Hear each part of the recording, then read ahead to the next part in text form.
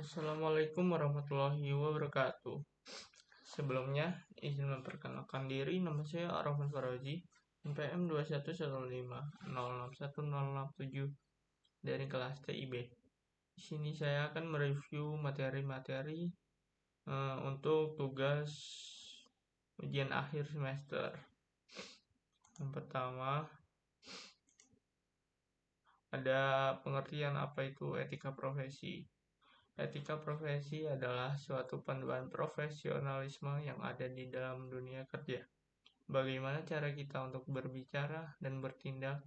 Apakah salah satu pemahaman mengenai etika sebagai profesional? Selain itu, cara dalam mengambil keputusan juga dapat dilakukan secara profesional. Etika profesi tidak hanya berlaku untuk satu profesi saja, akan tetapi berlaku secara menyeluruh pada semua profesi pada umumnya. Jadi etika profesi itu terdiri dari kata etika dan profesi. Untuk pengertian etika sendiri itu yaitu berasal dari kata ethos, yaitu dari bahasa Yunani yang berarti karakter, watak, kesusilaan, atau adat. Etika akan berkaitan dengan konsep yang dimiliki oleh individu ataupun kelompok untuk menilai apakah tindakan-tindakan yang telah dikerjakan itu benar atau salah, baik atau buruk. Unsur-unsur etika yaitu terdapat nilai, norma, situasi, dan objek. Adapun kegunaan etika sendiri itu yang pertama adalah mengambil sikap yang wajar dalam suasana perbedaan. Kemudian memahami adanya perbedaan, mampu menyesuaikan dengan dampak modernisasi yang membawa perubahan yang berbeda. Kemudian yang terakhir adalah untuk penuntun kehidupan. Lalu ada prinsip-prinsip etika. Yang pertama ada prinsip keindahan, yaitu etika manusia berkaitan dengan nilai-nilai keindahan. Lalu ada prinsip persamaan. Hakikat manusia menghendaki adanya persamaan antara manusia satu dengan yang lain. Lalu yang ketiga ada prinsip kebaikan, yaitu segala sesuatu yang menimbulkan pujian manusia, kebaikan tatanan sosial, ilmu pengetahuan, agama, dan lain-lain.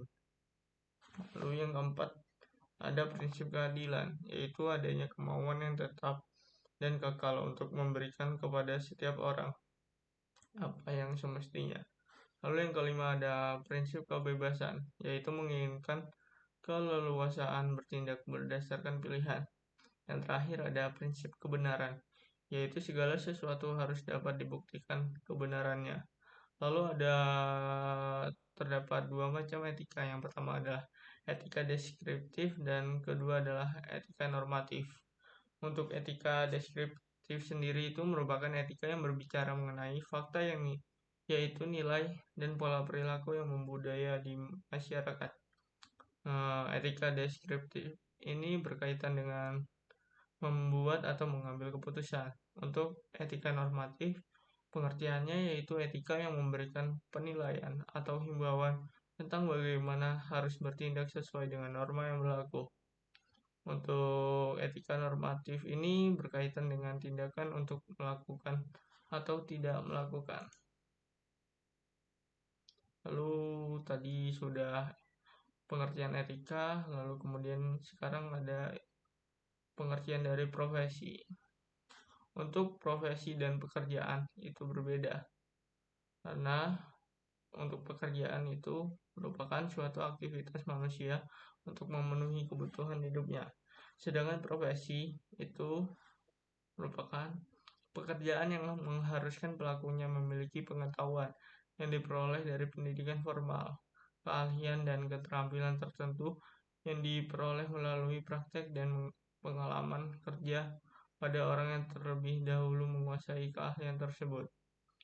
Dua, profesi adalah bagian dari pekerjaan. Kemudian tidak semua pekerjaan adalah profesi. Yang terakhir yaitu profesi mempunyai karakteristik sendiri yang membedakannya dengan pekerjaan lainnya. Jadi pekerjaan dan profesi itu berbeda. Lalu profesi dapat dibedakan menjadi dua, yaitu ada profesi khusus dan luhur. Untuk profesi khusus sendiri yaitu profesional yang melaksanakan profesinya secara khusus untuk mendapatkan penghasilan tanpa mengabaikan tanggung jawab dan hormat kepada hak-hak orang lain. Untuk profesi luhur yaitu profesional yang melaksanakan profesinya bukan lagi untuk mendapatkan nafkah, tetapi lebih merupakan pengabdian atau pelayanan kepada masyarakat.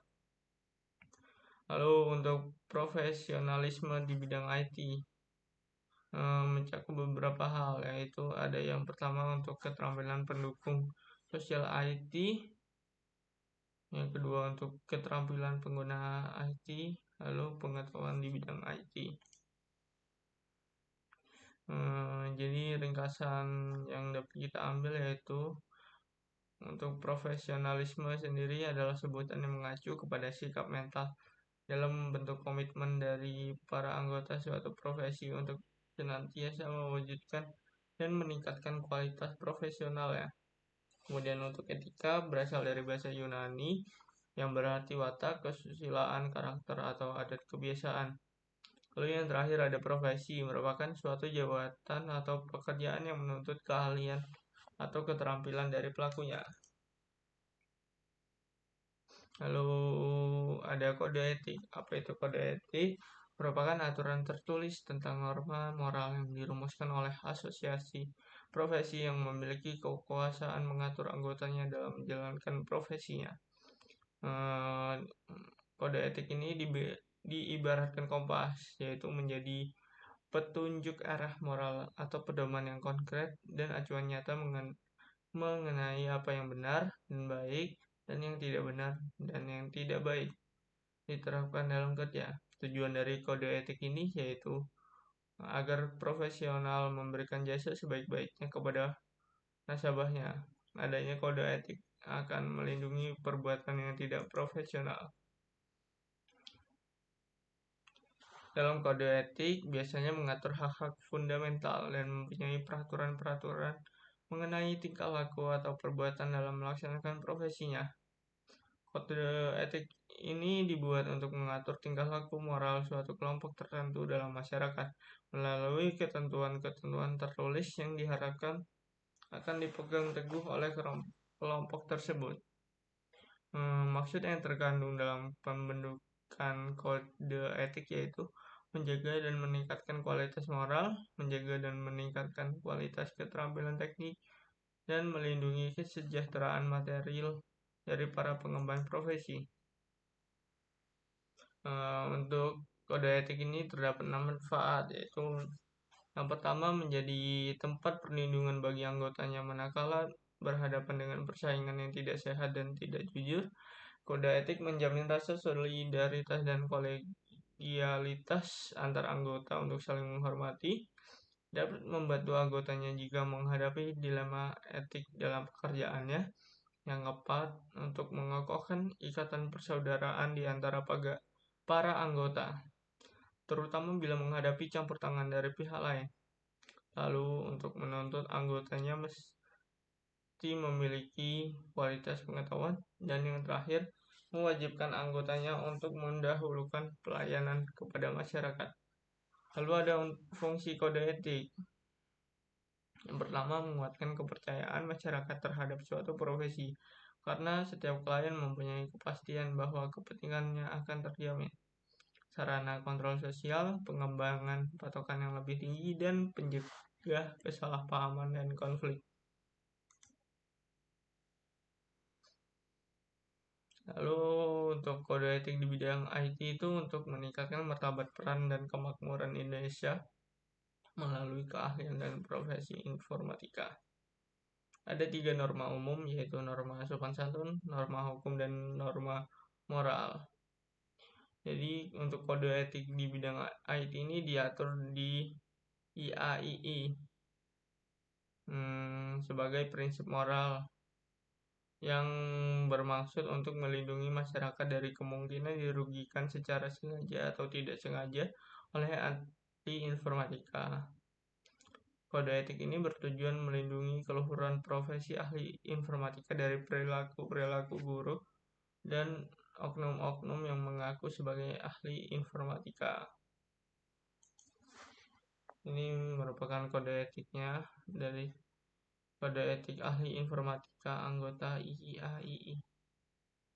Pertama ada landasan, lalu perilaku kebangsaan dan kenegaraan,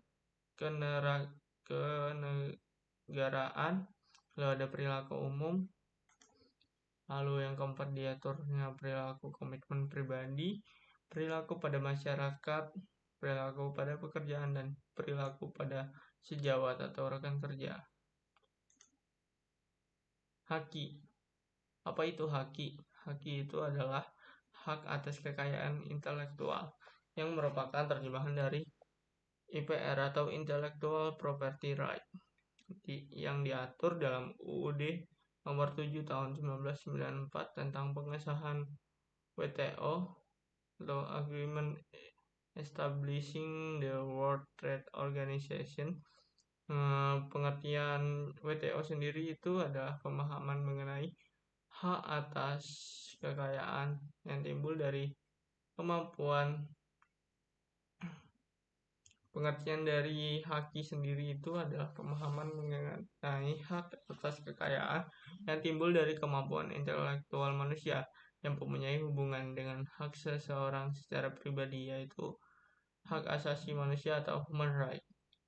Lalu ada macam-macam haki. Yang pertama ada hak cipta, hak kekayaan industri. Untuk haki itu adalah hak eksklusif yang diberikan suatu hukum atau peraturan kepada seseorang atau sekelompok orang atas karya ciptanya. Pada intinya, haki ini adalah hak untuk menikmati secara ekonomis hasil dari suatu kreativitas intelektual.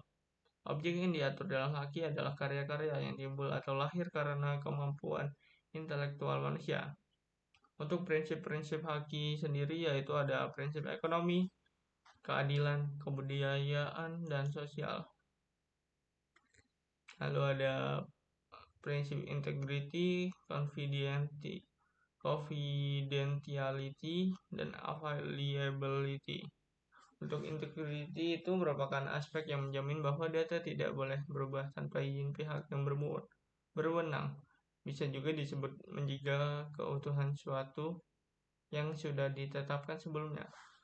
Untuk confidentiality itu merupakan aspek yang menjamin kerahasiaan data atau informasi. Kerahasiaan ini dapat diimplementasikan dengan berbagai cara, seperti menggunakan teknologi kripto, dengan melakukan proses enskripsi atau penyandian pada transmisi data, pengolahan data aplikasi dan database, dan penyimpanan data atau storage. Akses terhadap informasi juga harus dilakukan dengan melalui mekanisme otorisasi atau authorization yang ketat. Untuk availability merupakan aspek yang menjamin bahwa data tersedia ketika dibutuhkan. Jadi, pada prinsipnya, ketersediaan data dan informasi yang menyangkut kebutuhan suatu kegiatan merupakan suatu keharusan untuk menjalankan kegiatan tersebut. Jika availability data untuk informasi yang dibutuhkan untuk menjalankan suatu proses kegiatan tidak dapat dipenuhi, maka proses kegiatan tersebut tidak akan terjadi atau terlaksana. Lalu ada privacy, term and condition untuk penggunaan IT. Privasi pada dasarnya privasi ini sama dengan confidentiality. Namun jika confidentiality biasanya berhubungan dengan data-data perusahaan atau organisasi, privasi ini lebih mengarah ke data-data yang bersifat pribadi. Contoh hal yang berhubungan dengan privasi adalah email. Tidak boleh dibaca oleh administrator. Hal ini untuk menjamin privasi dari isi email tersebut sehingga tidak bisa disalahgunakan oleh pihak lain. Lalu ada term and condition penggunaan TI, yaitu aturan dan kondisi yang harus ditaati pada penggunaan teknologi informasi. Hal tersebut mencakup integrity, privacy, dan availability. dari informasi yang terdapat dan dibutuhkan di dalamnya. Pada setiap organisasi, aturan ini akan berbeda-beda tergantung kebijakan dari setiap organisasi tersebut dan biasanya diatur dalam kode etik penggunaan fasilitas TI. Sekian dari saya. Kurang lebihnya mohon maaf. Wassalamualaikum warahmatullahi wabarakatuh.